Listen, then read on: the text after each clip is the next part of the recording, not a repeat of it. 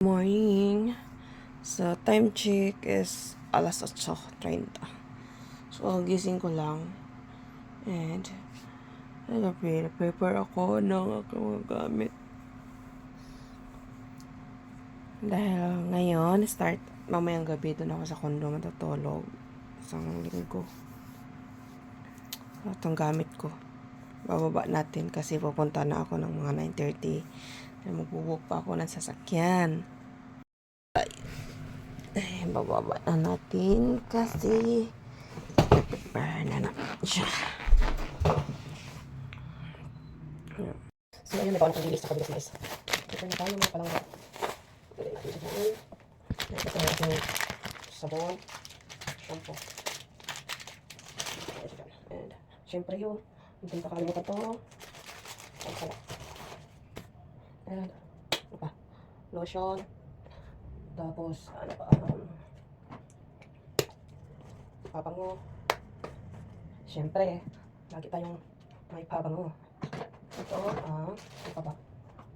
Alright. Itong avocado, at hindi natin nakalimutan yun. At dyan, cotton. At siyempre, itong ating sunblock. Wala naman yung takip ba? Yung takip, mamayaan natin yan. So, yun lang. Yung ating dadalhin. And, siyempre, itong ano pala. Dadala tayo ng dala tayo ng lagay ng tubig studs. Alright. Tapos, ito, labahan doon ako papalagdry sa kondo. Kasi, para wala akong labahan dito sa bahan. Ayun na. Ay, meron pa. Meron pa. Ito yung sabon. Sa katawan dito natin ito sa labahan. Ilagay. Baka matapon. So, yun. Ay, hindi makalimutan ang ating tripod.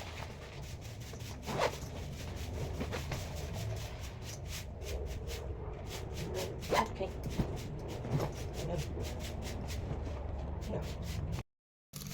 Maiwan na ang lahat. Wag lang yung aking gamot. So, ito ang aking gamot. Pasok natin to sa bag. Kasi baka makakalimutan. Diyos ko. Ang layo pa naman ang bilahan ng gamot. Walang store ng gamot. So, yun. Yun lang.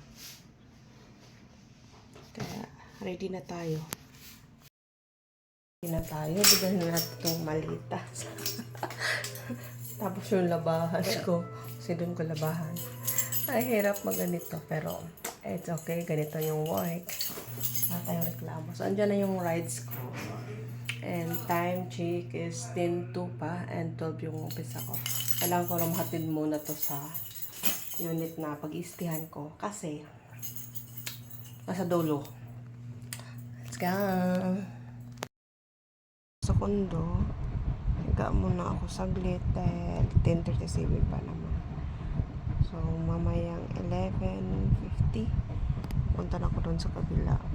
Kasi dito pa naman ako mamayang gabi. Dito ako matutulog mamayang gabi hanggang sa 21. So, kailangan pa tayo, kailangan malakas ang resistensya.